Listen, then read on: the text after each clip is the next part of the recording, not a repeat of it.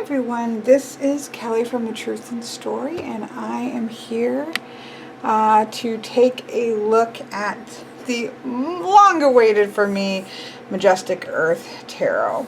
So if you follow my channel at all, you probably know that this is my most anticipated tarot deck since I guess it would have been early last year. I don't know exactly when the Kickstarter came out.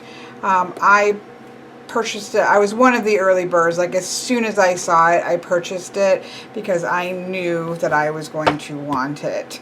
I have the curator, J.D. Hildegard Hinkle, did a deck called Tarot of Delphi that is one of my all-time favorite decks. And these are both based off of pre-existing artwork. But what I like to call these decks, and decks even like Baba Studios decks as well, as being curated decks, right? I have a walkthrough of this deck. What impressed me so much about this deck, and this is out of print right now, although from what I understand it is going to come eventually into print, but she did an amazing job curating the art for this. Not just what it looks like, but what the topic of the painting was and how that interacted with the meanings of the cards. She did such an amazing job, I believe, in curating the Tarot of Delphi, that when I saw that she was making this deck, I knew instantly that I was going to have it. Love the art style that's used here. Love that it is about the majestic earth. Again, trust in her curation powers, and I was just instantly sold, and it has been my impatient in terms of I just wanted it, but I would have waited 2 or 3 years for this, and I have zero patience. That's how excited I am about this deck.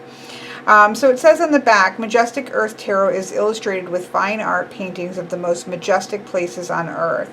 The cards feature original artwork from the Hudson River School. We have a whole section in our museum that has artworks from the Hudson River School, and gotta turn this off, and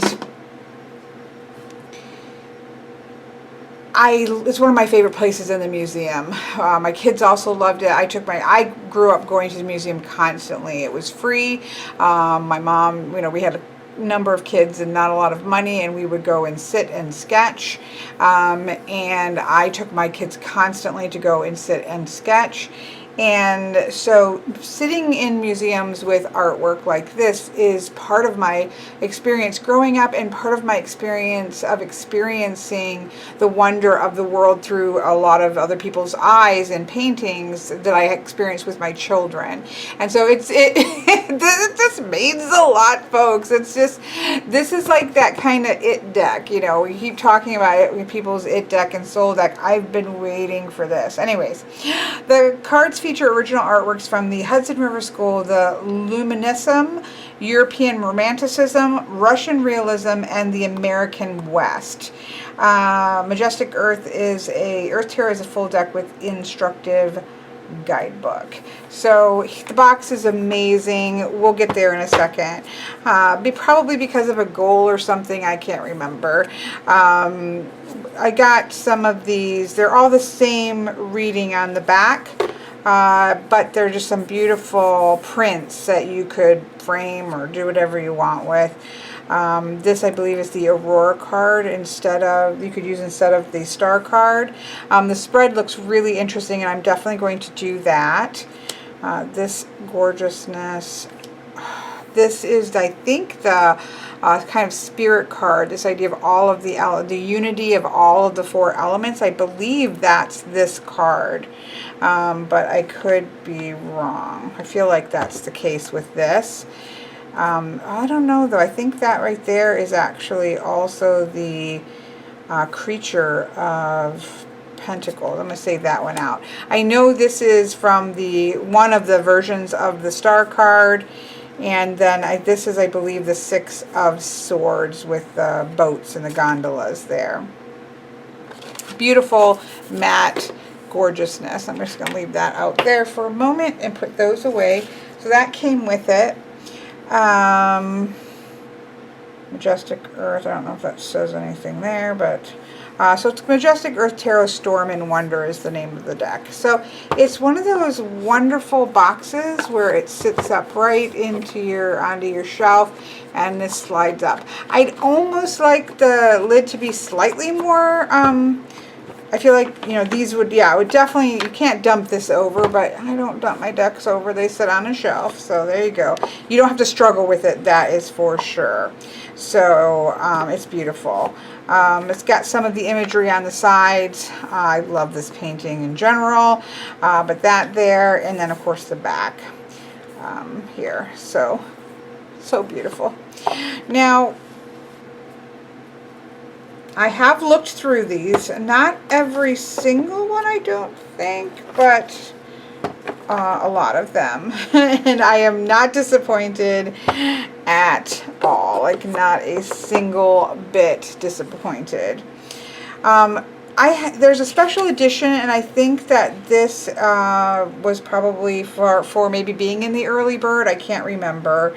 I was just so excited about it. I guess I didn't pay a lot of attention.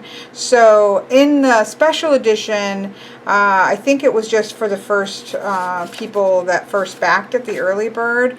There were an extra Hangman Star and Moon. We got to vote on which ones we wanted. And so she has that information there and what the artworks are as well. So that's that little insert there. I don't think that comes with everybody's. This is a special edition. She has signed it 440 out of 780. And then there are the extra cards that come with the deck, the extra Hangman Star and the Moon. We'll come back to those when we're looking at those cards. Look at the backs. Possibly one of my favorite all-time backs. Certainly high up there. It's just beautiful, and I think it goes with the theme of the deck amazingly. But again, we'll come back to those.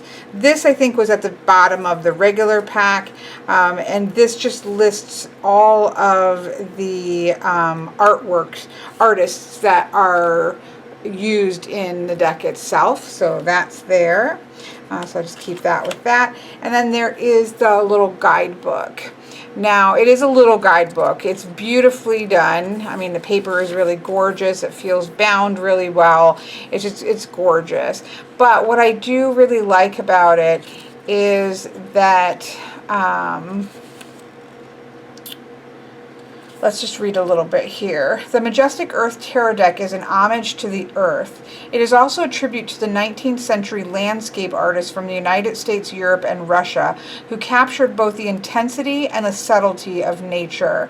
They dramatized nature from breathtaking beauty to terrifying indifference, from connectedness to desolation, from unstoppable aliveness to the cycle of decay. The subtitle of this tarot deck, Storm and Wonder, is a play on Sturm and Drang, an 8th century artistic movement. Sturm and Drang means storm and stress, or storm and drive. It is a reaction of fear and anger, of turning against the other when people feel insecure in the world and in their lives. Storm and Wonder calls on us to listen to this beautiful earth, to appreciate the unlikelihood that we should be here at all, much less among such majesty, and respond to the very same turbulence with convictions to create more beautiful, equitable societies with empathy and care for one another.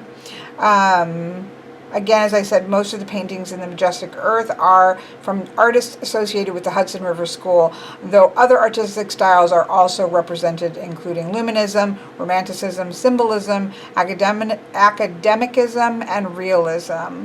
The stylistic similarities in these particular artworks enabled me to curate a virtually cohesive deck, which I will definitely agree with.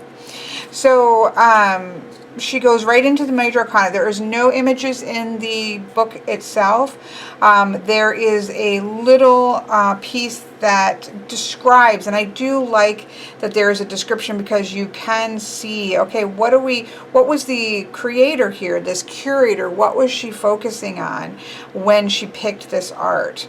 A bard stands on a precipice, speaking his truth in fearless defiance to the army below and to the wind. Skylarking is an overlay of bravery and foolery. Over his shoulder, an eagle soars, mirroring his spirit strong and free. Enthusiasm for life knows no bounds, so it begins. There are keywords that are also on the card, but we'll show those, or I'll talk more about that when we zoom in on the cards. So it gives the astrological correspondence and or elemental correspondence.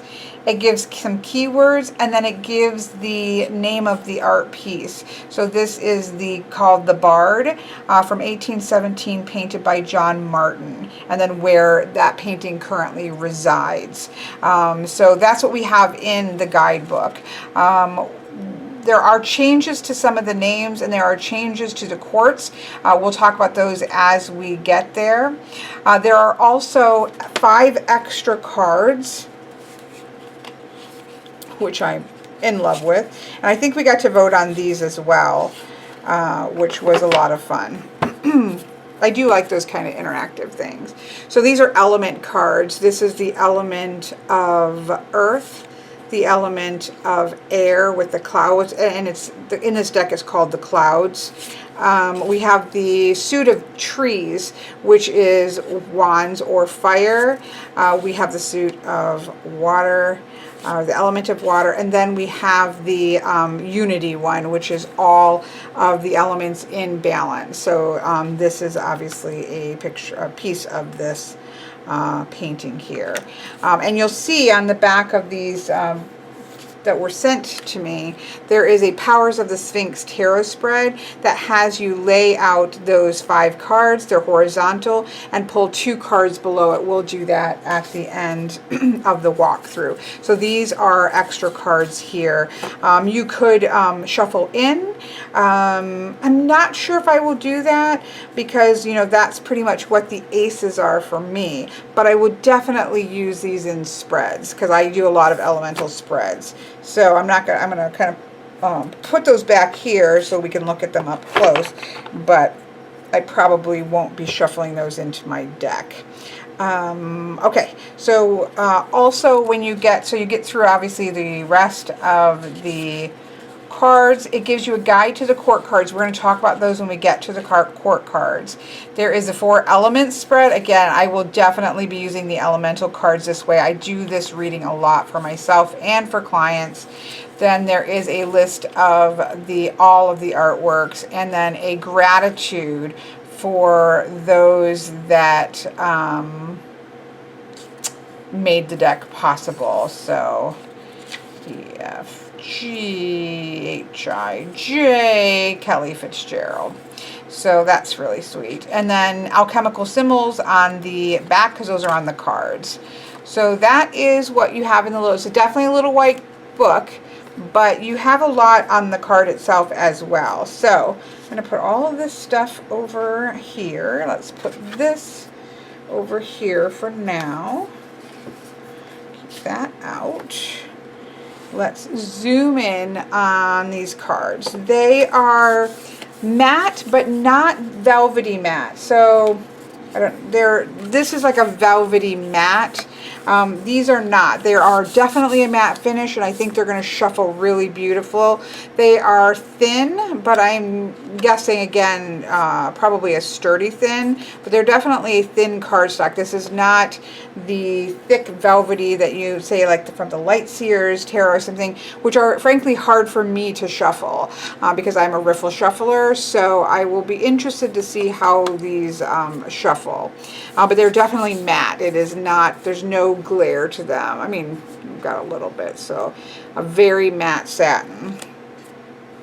They are gilded on the edges, and then I showed you the back. It's gorgeous. So let's zoom in on the most important part, the beautiful, beautiful cards. So again, these are the element cards. This is the unity card that is all of the elements. We see the trees suit, we see the cloud suit, we see, I don't know if it's the, I don't even know. I'm so excited. Clouds, trees, water, and earth. So obviously there's earth all over, there's water here, there are trees, and there are clouds. So it is all of those elements combined into one called the unity card. Here we have the beautiful earth card with the mountain. Again, the clouds or air card with all of the just clouds and the movement that we can see of air. I like that we see clear air, light clouds, dark clouds, fluffy clouds. Like you do sort of get that whole understanding that air and clouds and things of that nature can do so much. There's so much differences there. A beautiful trees card for the suit of wands. And she doesn't call them wands, so this is just the trees suit, and it is for element of fire. And then the beautiful wave here in the water card, which is the suit of water. So those are the element cards. I'm going to put those up so I don't accidentally shuffle them in. And let's zoom out a little bit.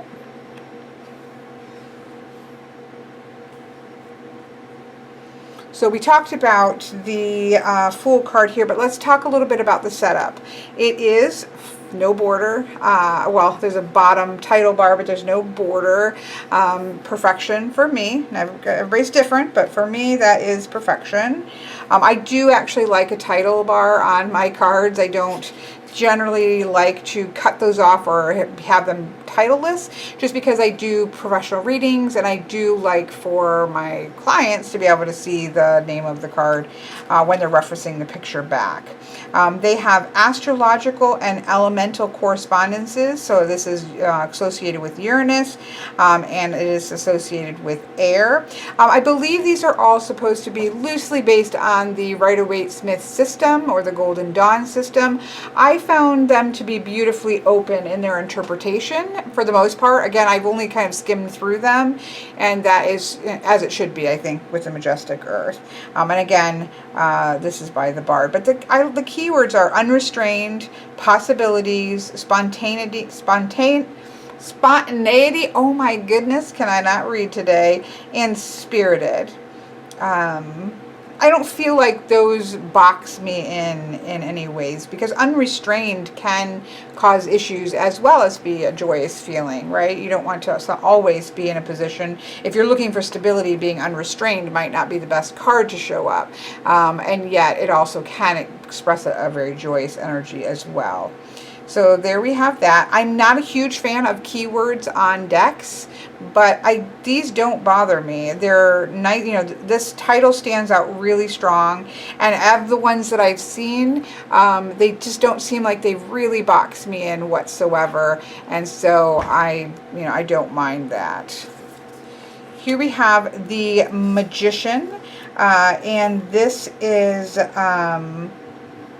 associated with Mercury, associated with air, force of will, manifest, self-control, skillful. The image is stunning. It is a Manfred and the Witch of the Alps by John Martin. And again, the little blurb, even though it's very small, does reference the image. So it says, in a high mountain gorge, a magician summons a glowing incarnation from a watery cave. The magus conjures with one hand, wand in the other, using the tool to focus his mind. His light body shimmers beside himself. Magic is reverberation directed and received. So if you're not sure what in the picture, I mean, this is pretty obvious, but if you're not sure what in the picture you should be focusing on, I feel like at least this little blurb gives you that okay, where in this picture am I supposed to be focusing? So I really appreciate that, because again, these weren't painted for tarot, and so it gives us a little bit of a clue in the scene as to what about that spoke to the curator about the Magician. And I love that type of little insight there. So there we have the Magician. The High Priestess, stunning. I love the waters here. I love the Priestess Goddess glides through a clearing toward the horizon between water and earth. Oh. Yes. I like the keys: knowledge, wisdom, sacred mystery, awareness, the moons here, the waters here. I'm so in love. Now the next three changed the name, and I really like what they've done, or what she's done. It is the domain. So we now have three domains. We have the Empress's domain, and I don't know if she talks about it. Nope, she just is, it's more, because this is about the earth, right? And so it is more about the domain here of, what the Empress would be domain over: creativity, life, bountiful, sensual. She has it associated with Venus as well as earth and air. And then the Emperor's domain, and I love how these feel very different. This has that rock, endurance, structure, Grand Canyon energy here, which is very different energy than the lushness of the Empress's domain. So I absolutely love this. Indomitable, durability, realization, and formation. So that's feeling of form and structure. Of course, we have Aries here, and fire with the Emperor.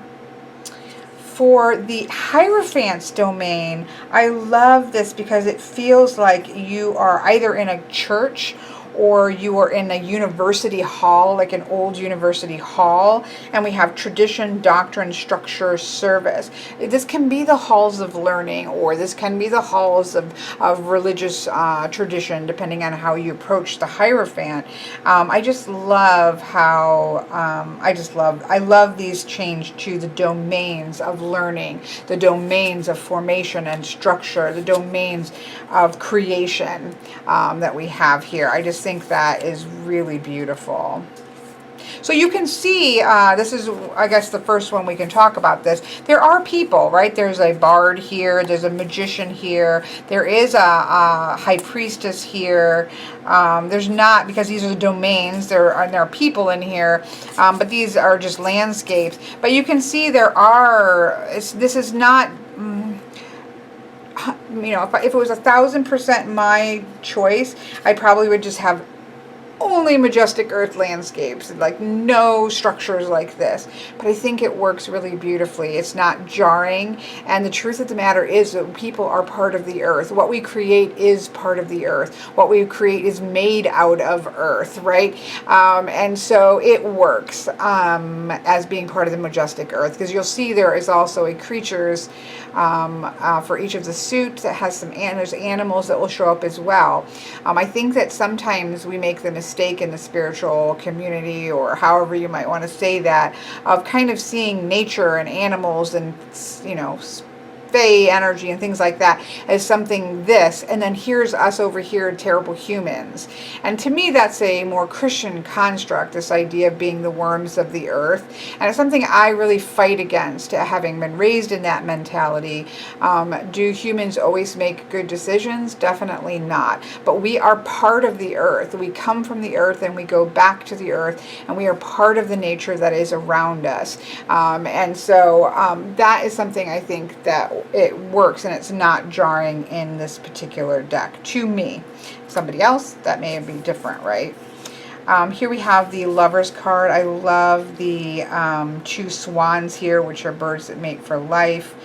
She does really point out some details that I can't see until she pointed out. For example, she talks about a book lying on the nearby dock, a symbol of openness and trust. The fishing pole and the boat suggest the relationship provides sustenance and protection. So it's so important to make these decisions. That the Lover's card, for me, it has a lot to do with choice and commitment to that choice. And so thinking about the openness and trusting that your choice is then going to go into the future is, I think, beautiful. I just love it. I'm not gonna go through all, probably just in terms of the major arcana, but we of course have Gemini here and air for the lovers. Now I would say, just from what I've skimmed, the Chariot's probably my least favorite.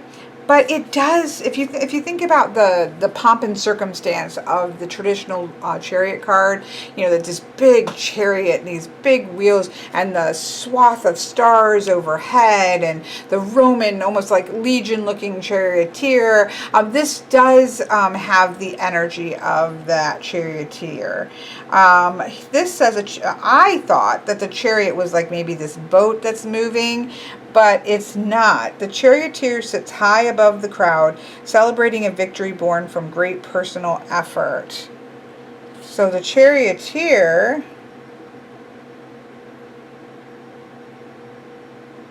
looks like it's up here.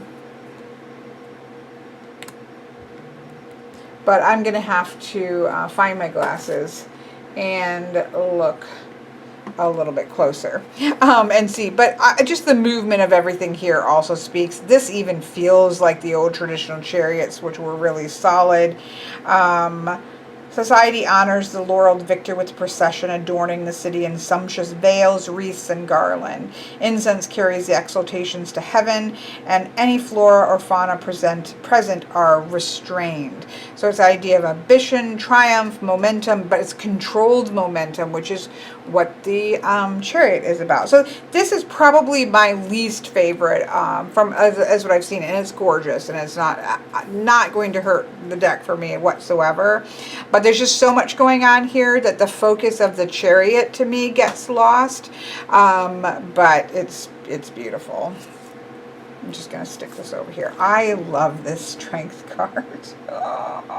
And I know, right? Yes, we were so used to having obviously a human and a lion or some other kind of animal, and that sort of idea there. What I love is that we have this male and female energy that together they make that power that's there. I love that they are completely at one in their surroundings. They are where they are supposed to be.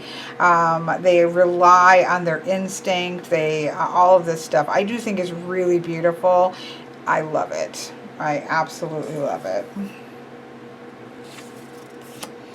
Here we have the beautiful Hermit. I love this card. This painting is called The Wanderer Above the Fog. I have definitely seen this. I don't know if I've seen it in person. My museum it's a small museum, but they do have a lot of really amazing art pieces that come in and out.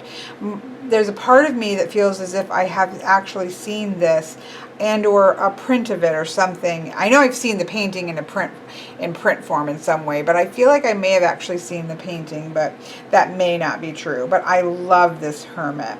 Absolutely love it. And the name of the painting is The Wanderer Above the Fog. I mean, how gorgeous is that? Contemplation, solitude, introspection, and the beacon is there as well. This one also, I've never been a huge fan of Wheel of Fortune cards. I love the concept of the medieval Wheel of Fortune, but I don't know, I'm just not a huge fan of the cards all the time. I love the name change here. Listening, a seeker presses an ear to the lips of the Sphinx. He hopes to decipher an enigma, to glimpse what fortunes may rise before endlessly shifting dunes obscure them again. The answer is the riddle. This is life. Grasping for meaning is like clutching at sand. Sometimes the wheel is going to go up. You're going to be on the top of the world. Sometimes the wheel is going to go down. It is the nature of life. No sense struggling against these things, because you will experience those highs and those lows, whether you are kings or queens, which you'll often see a peasant, and also on an old medieval Wheel of Fortunes, you'll see, queens and kings and peasants that are all on the wheel of life. It's just change is part of life. I just think that's really cool. I love it. Council of Law was changed from the Justice card. Now, the Justice is one of my cards. I love it. It's Libra, it's air. I love the image of justice. Absolutely. But what I love about this is that the earth is really pulled in here, right? Because it's talking about these people. So this is the Parliamentary Assembly, and they're gathered around Law Rock for the year's business and disputes. Petitioners are judged on social merit, reputation, and what is known of the case. Ultimately, justice demands an inner reckoning of one's own participation in cause and effect. And I just love this because while I am a huge fan of the traditional image, this does bring Law Rock. It brings in this beautiful earth-based idea of law and mitigation of petitions that I think is great. So here we have Upturn. This is traditionally the Hanged Man, and this is one that in the special edition we do have an option for the Hanged Man. This was the one that I had voted for. I'm 99.999% sure of, and this is the one that I'm going to be putting in. So we have a capside crew that gives themselves to the waves. It says, to become ourselves completely and without reservation, we must dissolve into the sea of life. Without calm acceptance, the Phoenician sailor fears death by water. Only by surrendering to transform can we breathe underwater. So I do like the kind of concept of that, but I'm not sure that, giving yourself over to certain death, for me, personally represents the Hanged Man, which is, now there are other decks that have something similar. Of course, the original ones, they were not being hanged for meditation. They were being hanged for consequences to their actions. There are a couple other decks that do that. But this Hanged Man, now she again has a little pamphlet to be added in for those with this edition. And this Hanged Man is Prometheus, and I'm just a huge fan of the Prometheus myth. Prometheus hangs chained to a cliff by the gods he defied. He put himself in that position for other people, for humans. Each day a raptor tears out his liver, an organ that purifies the body. Each night he regenerates, fortified by his integrity and authenticity.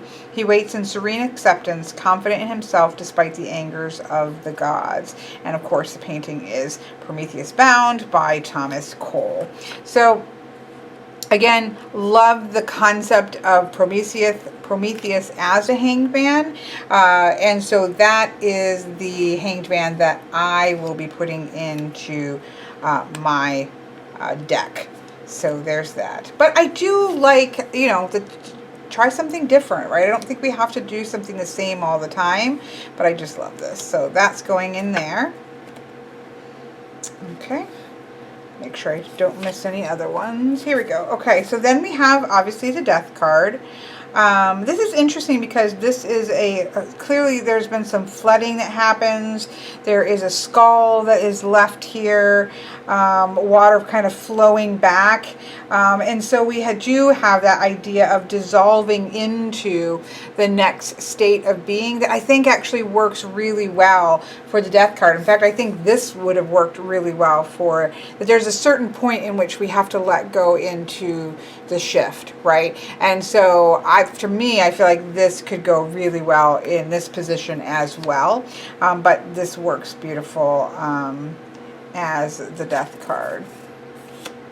Here we have Temperance. A woman salutes the sun with a gesture of openness. Standing at the cusp, she is comfortable with sunrise and sunset. So here, the two things that Temperance is balancing is the setting sun and the rising sun, the day and the night, and having those things in perfect balance. I think that is stunning as a Temperance card. Yes, yes, yes, yes, and yes. I love it. Here we have now the Tempest card.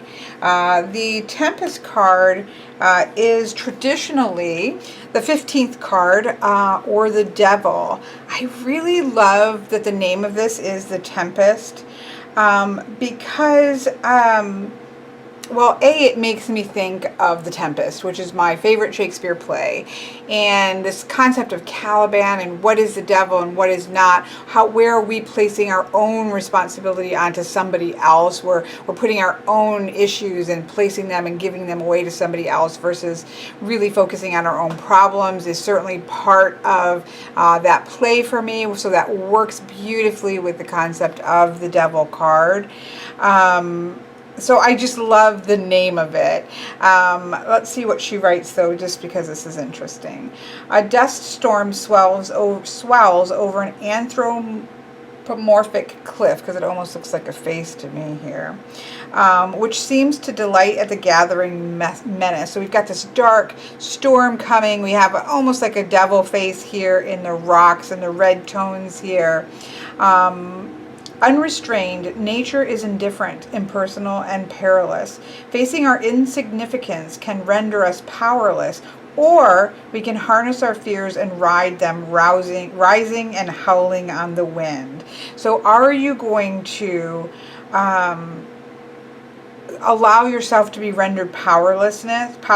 Are you going to render yourself as insignificant, or are you going to take the reins of your own power and ride the wind? I just think that works really beautiful with the idea of abdication here. So, and it also has a bit of that shadow dance kind of vibe for the like this in Tarot of the Hidden Realm, this idea that going into the wild wood in that sort of untamed and giving into those winds and dancing, being a swirling dervish in the storm is not necessarily a bad thing. You have to know when to come back, can be often the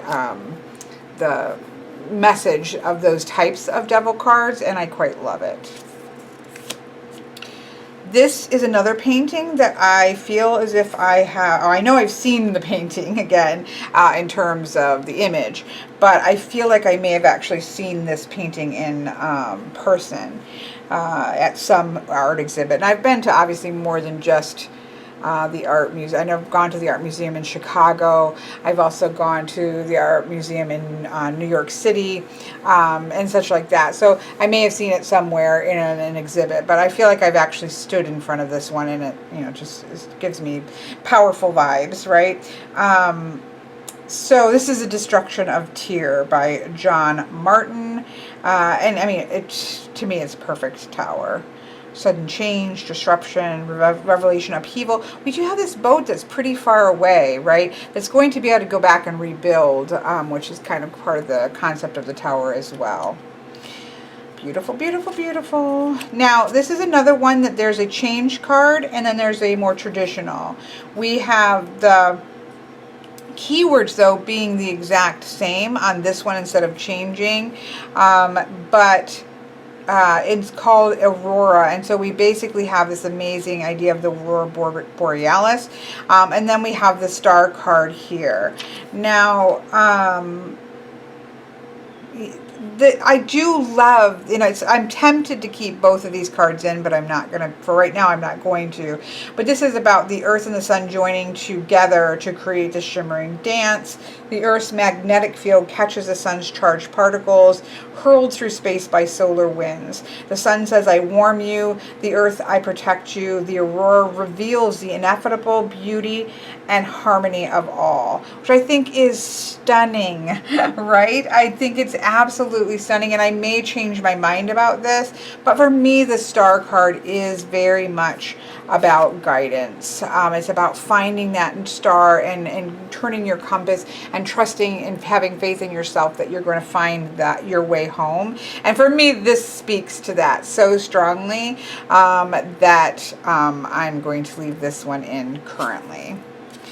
This moon card is stunning. Now, don't get me wrong, this is beautiful. I love both of them, but this to me looks like the rock is in the shape of a moon, of a wolf howling.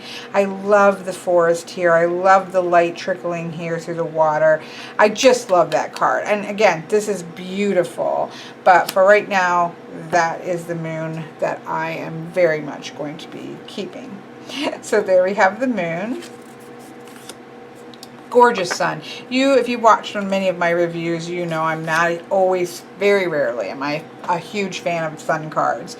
I am a huge fan of this. It's just, I love the glow of it. I love the glow of it. I think it's just beautiful. Obviously it's the sun. Obviously it's the element of fire. Attainment, that idea of mastery that I use for the sun. Optimism, radiance, and wonder. I just think it's beautiful. Absolutely beautiful. Here we have the Judgment card. And this is called The Celestial City and the River of Bliss by John Martin. Liberated from the cave of ignorance, from the cast of shadows, a figure soars over a glittering valley. Hearing the call, the soul releases burdens, regrets, and mistakes, rising weightless in joy, rejuvenation, and forgiveness. Escorted by seraphim, the figure reaches towards the light. It's beautiful. Traditional with the angel and the judgment, but I just think it's beautiful and I love it. And I absolutely, probably one of my all-time favorite world cards. Like, it's just, it's the world. It's beautiful. It's nature and balance. It's everything in its majestic beauty. It's, I absolutely love it so much. Okay, so that is the major arcana and the cards that I will be keeping in. Again, out of all of those, this is my least favorite. And it's not bad, it's just not my preference. It's not going to make me hate. And now that I've said this card's going to come up for me. It's my birth card. It's going to come up for me a ton now, and I'll end up probably loving it. That's what always happens. So there we have the major arcana. So let's talk for a minute about the... put these over here. I'm trying to shuffle those in. I did want to talk really quick about the court card changes. So I'm just going to start here with the stones, which is obviously earth. There are, I'm going to zoom out a little bit here. Oops. The steward, the rider, the creature, and the spirit are the suits. Or I'm sorry, are the court cards. Zoom back in, I guess, a little bit. There we go. I love this. I didn't even know this, or I didn't read it, or I didn't care. Truthfully, I just ordered this and I didn't care. I knew I was going to love it. And, you know, there's just some things you just know. And this was one of them. So let me get to where she talks about the court cards. So she says the meanings of the court cards in the Majestic Earth don't wander far from the generally established modern meanings in the Waite-Smith style. The court cards can often describe individuals or occasionally groups, but can also represent events or circumstances that impact or transform a person. Yes, to all of that. In fact, for me, it's very rarely people, just in the way that I read. And so I love that this kind of steps back from people, even though there are people in some of the cards, but they aren't the focus of the card for me. Using the element of each suit as a guide, the Majestic Earth court cards point to people engaged in or experiences impacting the following. The stewards, or the pages, are about learning the element and its uses. So it's learning the element of stone or earth and figuring out what its uses are. The rider is urged to action. So the element is urging you towards action. Earth is urging you towards earth action.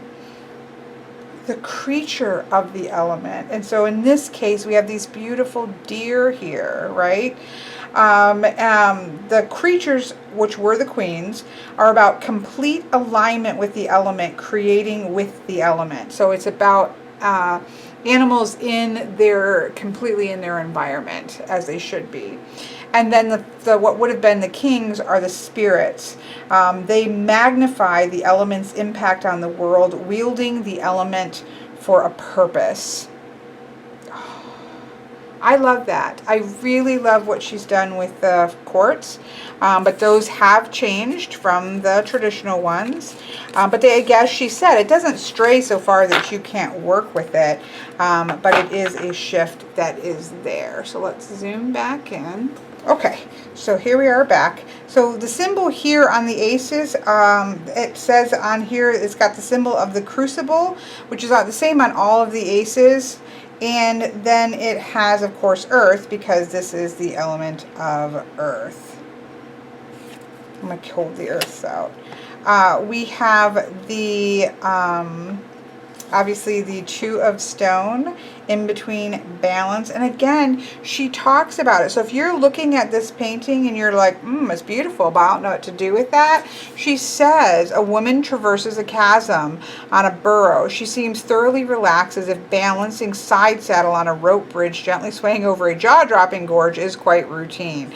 And goes into talk about it. So it focuses into why was this particular image brought forward. And I think that is amazing. This is Jupiter in Capricorn, and of course it's the element of earth. Here we have the Three of Stone. Expertise, renown, collaboration, development. I'm really happy with the keywords. You can find ones that lean towards Rider-Waite-Smith, but there's also more open ones as well, which I think is beautiful. So this would be the Three of Pentacles. Here we have the Four of Stone. We do have things like materialism and hoarding, but we also have legacy and consequences. That sometimes there's consequences for throwing out all your money into the world, or your resources, time, energy, money, and that sometimes with the fours we need to hold on to those right now because we want to create something more lasting, or we have to realize there's consequences of spending it all. So this will work for me because I don't read the Four of earth or stone or pentacles the same way as Rider-Waite-Smith. I love this. I love Rider-Waite-Smith. Five of Pentacles is probably one of my favorite cards in the in the Rider-Waite-Smith. But I love it, and this is gorgeous because it's both hardship and a refuge, right? It's both dormancy and devotion. I just think it is beautiful. I love it so much. Look, and you can see, look, you see that church off in the distance? Six of Stone, about measuring, charity, kindness, and giving. And it's also the way that we give and take. You give the food to the chickens, and the chickens give you eggs, right? It's more of that back and forth, although they can also kill the chickens and eat them, but we won't go there. It's more of that connective energy, that when that energy goes back and forth, than so much the rich person giving to the poor person, that I think is really beautiful. Seven of Stone, where the seven is compensation, reward. This person has obviously been working really hard. He's kind of looking over what he's accomplished. It's beautiful. Eight of Stone here. This is where, we've accomplished our trade, and these types of energies of that. We're being productive. We're crafting. It's handiwork. I like the keywords. It's labor here. And even, maybe teaching somebody else now how to do what they now know, what they knew to do before, or they were learning to do before, and now they are the craftsmen that can pass that on, which I think is beautiful. And my phone, even on vibration right now, is annoying me. Even muted. Not a good thing. We are trying to walk through the majestic earth. So beautiful. I love this Nine of Pentacles. How beautiful is this? I just love that. Doesn't she just look? It's called Woman on the Woman on the Balcony.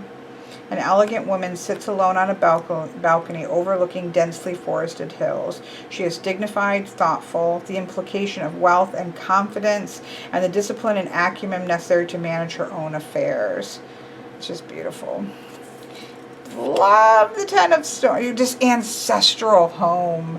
I love this here. Dwelling, enduring, family, ancestry. I love the keywords for the Ten of Pentacles or Ten of Earth. I just love it, period. Then we get to, as we talked about, the stewards here. Interestingly, it has, this is a symbol for dissolve, and then a symbol for earth. Whereas, let's see, ferment is supposed to be a symbol for, must be an alchemical symbol perhaps, for ferment, and of course earth. So fermenting causes active. We have comfort with the creature and earth is what it says those symbols are. And then for the spirit, it has annual here as well as earth. So I do wish that there was something here that, and I haven't read every single thing yet, but I don't see anything that talks about what, you know, I would like to know. These aren't standard symbols, and I love symbols, so I would personally like to know what the different symbols are. And in this section where it talks about a guide to the courts, I would have liked a conversation about those symbols. So I'll have to check and see if it's anywhere on her website and maybe message to her, because that will drive me nuts, because I love stuff like that. And I may be able to just Google the name plus the word symbol and be able to find that out. Okay, so that is the stones. I know, I'm going to pick it up. I'm going to pick it up. We've gone through a whole of the minors. So clouds, of course, are a suit of air, which is my suit. Intellect, zenith, intensity, elevate. It's mental elevation. I love it. Love this two of clouds. Love this two of air. Moon, Libra, air, me. Yes, I love everything about this. The white bird, the black bird, the land, the water, the sky, the various breaks between sky and water. Very important to me in the two of air. I just love everything about it. Separation, lament, breakthrough, and potency. So again, this is, I think, a great example. I don't read the Three of Swords the same way as the Rider-Waite-Smith system. The number 3 for me is the number of growth, and the suit of air is about the suit of the mind. So growth of the mind can come from hard things like heartbreak, but it can also come from other experiences. So we do have this idea of separation, this quietness here, even this jaggedness here of difficult situations, but we also have the calm here and an idea of the breakthrough and the potency. Keywords there, I think, again, keep the card open in a way that many Three of Swords or Three of Airs are not open, and so I appreciate that greatly. I love this Four of Clouds. Love it. Love the damage, splintered. I love that concept of splintered thoughts that you would think of with a disruptive number of 5 with the suit of the mind. I think that is fantastic. And we have this just tree that has been broken and splintered here. I really love that concept. I like those keywords. 6 of Clouds, we of course have the boat that's here, the transition, the journey, persevere, the passageway to someplace better. Oh. 7 of Clouds or 7 of Air, chance, hope, stealth, and scheme. So again, you know, the 7 of Swords, always having sort of somebody out there stealing swords, doesn't always work for me. I love that this leaves those things open, and I like that the keywords, there is stealthiness, scheming, which we don't know what's going on in those things where we're seeing somebody climbing out of the window. So that aspect is there, but also taking a chance. Those people may be taking a risk to win the battle tomorrow, and we just don't know it. This idea of hope that things are still going to work out. There's more going on beneath the surface. We don't know what's all happening, and I just, yeah. Yes. This 8 of Clouds is a really interesting one. I quite like this because we have this big, massive, you know, at the time, right, these amazing creations, these amazing constructions of ships that we had. But due to poor planning, due to maybe thinking you've got this covered way more than you did, thinking Titanic with not having enough lifeboats and all of that kind of stuff. This idea of our own choices and decisions have put us into a position in which we are now stuck. But what are they doing? They're realizing that they need to set a different course. And so they're getting off, they're going to take a new course, and they're going to move forward. So you see both the problem of the Eight of Swords, where we get ourselves into our own binds, and then also it's time to think of a way out. Don't just sit there in the boat on the ice. Love it. Love this Nine of Clouds. Again, this is often to do with the Nightmare card, it's called. But I like these keywords. There is that loneliness and scariness of maybe a scary dreamscape. Worry is definitely there, but so is anticipation, because it's just a heightened mental state. And I think this works really well. It strikes a balance. Now, I love this. Again, Ten of Swords are my least favorite in Rider-Waite-Smith decks because they just don't read things. I just don't read it that way. Number 10 is culmination, and that is the keyword here is culmination. Now, there's also the conclusion of the Suit of Swords. Agree. They do have the keyword here of dreariness and drama. Still, there isn't a dead person laying on the ground with 10 swords in it, and I quite like this because it's open for me to read, and I just like the image. I think it's pretty cool looking.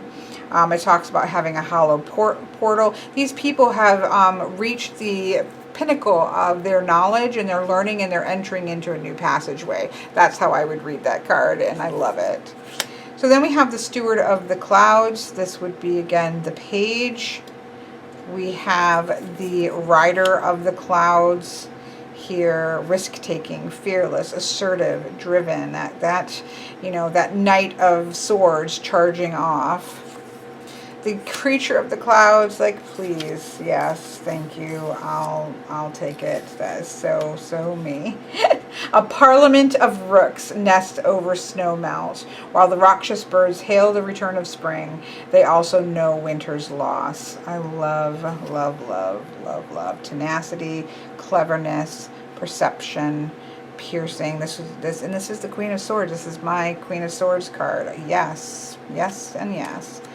And then the Spirit of the Clouds here. Beautiful. Love this Ace of Trees. So this is the Earth. This is the Fire Suit. The Redwood trees. I just think it's beautiful and powerful. So this is a Suit of Trees, not the Suit of Wands. And it is the element of fire. Yes. Oh, Two of Wands. Which door are you going to go in? I love it. I know I have to speed up. I understand. Three of Trees, which would be the Three of Wands. This is setting out your plan. You can see somebody waiting for those plans to come back as well in the Three of Wands that we often see. The Four of Wands here. Celebration, peace, community, plenty. Yes, yes, yes. The Five of Trees or Five of Wands, we have a jousting. We have Camelot. Yes, with the jousting match. Yes, yes. Five. We've got some disruption going on. We have some rivalry, some competition. We're contending. So there is that sense of chaos that's going on in that battle that we often see in the Five of Wands. Six of Trees, accolade, jubilation, sort of marching his beautiful horse, and that sort of triumphant energy of the Six of Fire. Absolutely love the image here of the Seven of Trees. Now, the Seven of Wands is beautiful, right? Where they're kind of getting into a vantage position so that they can kind of hold somebody off. That you'll often see somebody standing up on a rock and sort of wands below it, where they can kind of fight off the things that are around it because they found a vantage point. So surmount, vantage, acceleration, and exertion here for the Seven of Trees. Beautiful 8 of trees. We have the birds taking off, movement, messages, imminent haste, which works really well. Absolutely love. I just want to climb up there and brush the snow off this top of this tree so it doesn't look quite so sad. But this resilient, he's still holding. He is coated in, you know, in snow. It's weighing him down, but the sun's going to come up and some of that snow is going to melt. It's just hold on. And then the beautiful 10 of trees. I love this because I'm not a big fan of the completely weight. Again, 10 is the culmination, and it has it as accumulation, harvest, responsibilities, yes, and even being laden, which is very different than sort of some of the back-breaking heaviness that you'll see in the 10 of, in the Rider-Waite-Smith 10 of Wands. So I love that. It works really well for me. Absolutely love the Steward of the Trees. Absolutely love this. Let's just see what they say. Druids kneel before an altar of fire, a symbol of life, inspiration, and transformation. They offer weird or strange tidings under the trees that stand like presiding elders. Purple crocuses in the meadow represent blooming ideas and new exploration. To dissolve in fire is to burn with dedication, desire, and creativity. It is called the Sacred Grove. Oh, yes. Rider of Trees. Adventure. I mean, that's so much the Knight of Wands. Ultimate, possibly one of my favorite cards in the whole deck is the Creature of the Trees with the bears. Oh, I just love them so much. Love them so much. And then the stunning Spirit of the Trees in majestic glory and fiery range of fall colors here that, yes. Beautiful, beautiful Ace of Waters. 2 of Waters, kind of these coming together here. It's quite a traditional one. Of probably many of them, this is one of the more traditional ones here. But it's beautiful and it's on the water. 3 of Water. I love this. It's not 3 women getting drunk. It just looks like, you know, you can see there's probably 3 people there, but it's people coming together in friendship, merriment, healing, and gratitude. I think that's great.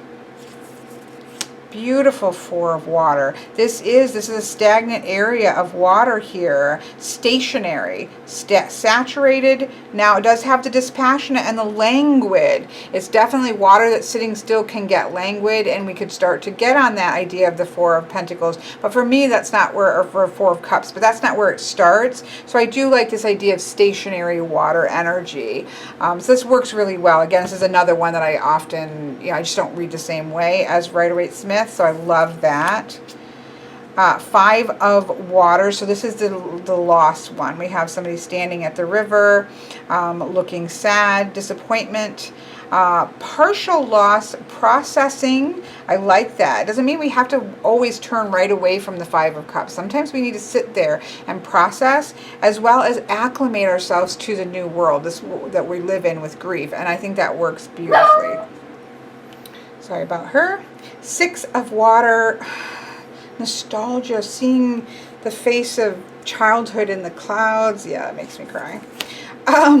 7 of Water. Daydreams, floating, imagination, ephemeral. I just love it. Oh, this deck has not disappointed me whatsoever. Really, so far, there's only one card that's not my favorite, and I can certainly live with that. In a fantastic vision, seraphim flow like clouds into the wind as cherubs play on a flowering cliff. So we have these cherubs here. But watching between what's the difference between daydreams and your actual goals and plans? So I think that's really beautiful.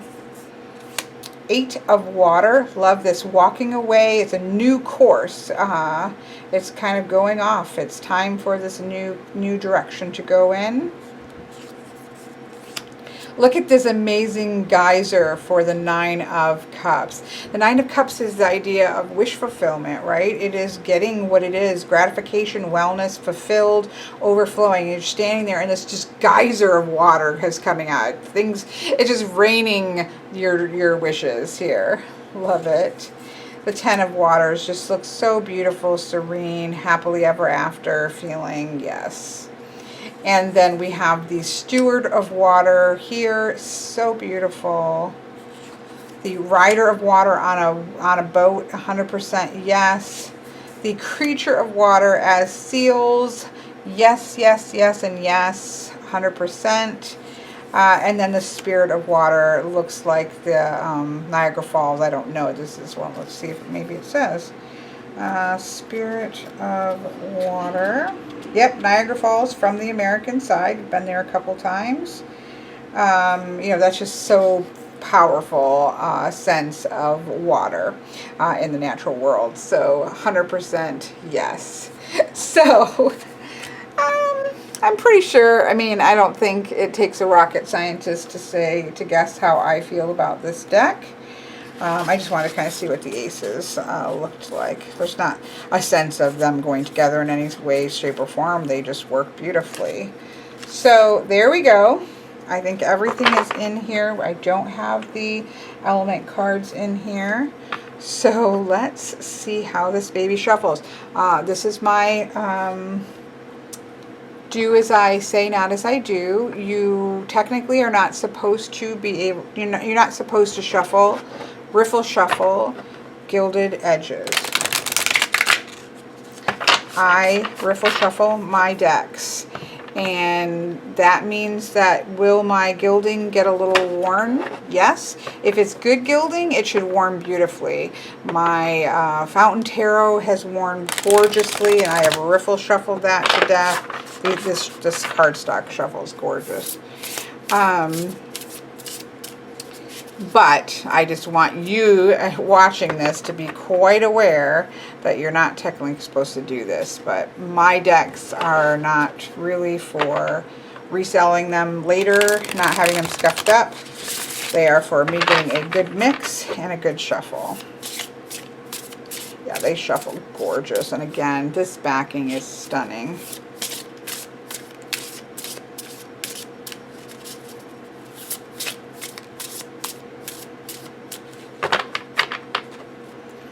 So let's see what these look like laid out, shall we? Yeah, these I love.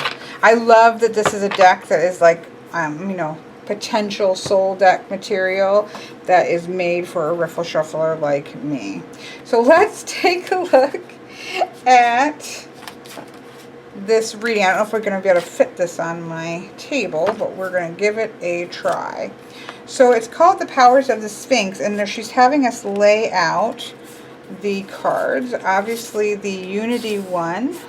Let's see, we'll give ourselves maximum opportunity for this to work. We're going to have air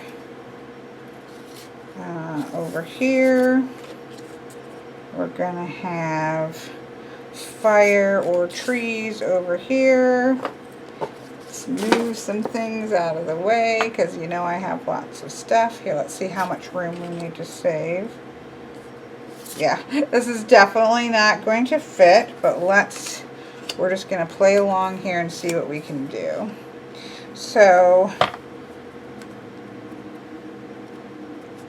next, lay out cards 1 through 10. So 1, 2, 3, 4, 5, 6, 7, 8, 9, 10. Okay, I've already shuffled.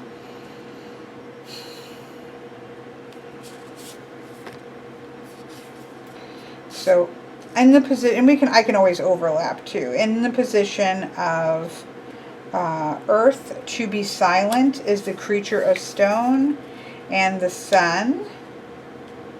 In the position of air, to know is the two of water, to know when to come together with this and just fully express the energy of creativity that we have here. Let's see, can we slide that? Trying to squeeze it. Trying to squeeze it. Then we come over here to fire, which is to will, and have the Ace of Clouds and the Tower card, to will. The beginnings and the knowledge that comes from these crazy moments And then over here in water, to dare. I like to dare for water. The 7 of water, to dare your dreams. Oh, and the moon here with this idea of going inward.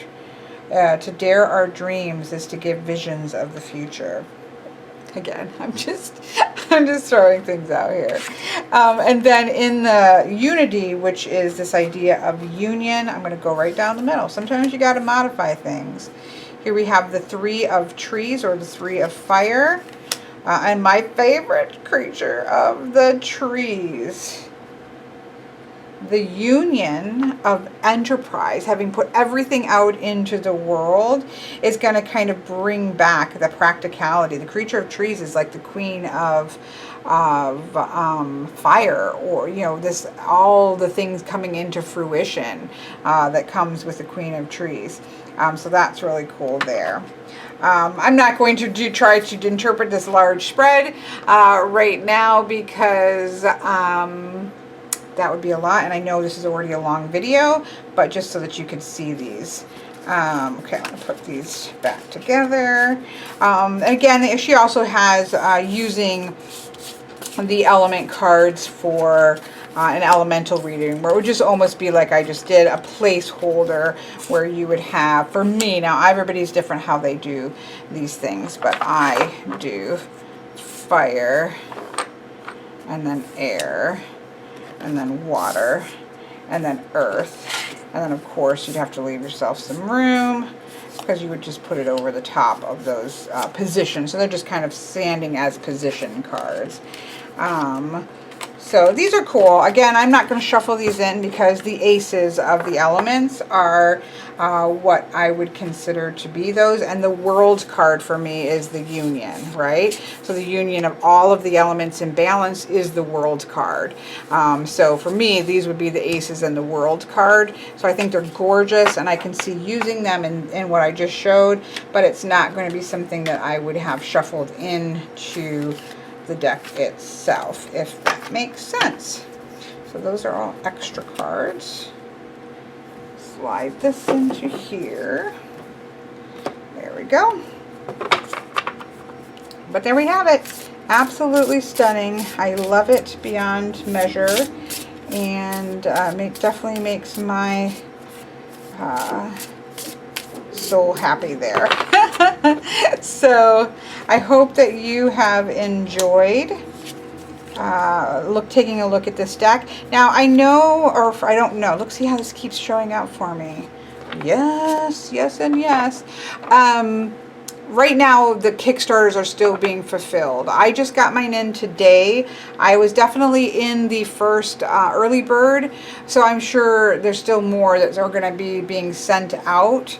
And so, but from what I understand, you can get on the mailing list. If you missed out on this, you can get on the mailing list, so that when it becomes available, you may have an opportunity of picking it up if you didn't get it in during the Kickstarter. So that's something to pay attention. I don't know what she'll end up with, or anything like that, but that was my understanding anyways. So there you have it. This has been a look at the Majestic Earth. It does not disappoint. This has been my most anticipated deck probably ever. I mean, I've been excited by a lot of decks. I get excited by lots of decks. I love all the decks. But this is probably has been my most anticipated deck, and I am not disappointed whatsoever. So thank you to J.D. Hildegard Hinkle for amazing curation, I think, again, as we saw with Tarot of Delphi, because I will be using this deck for a very, very long time.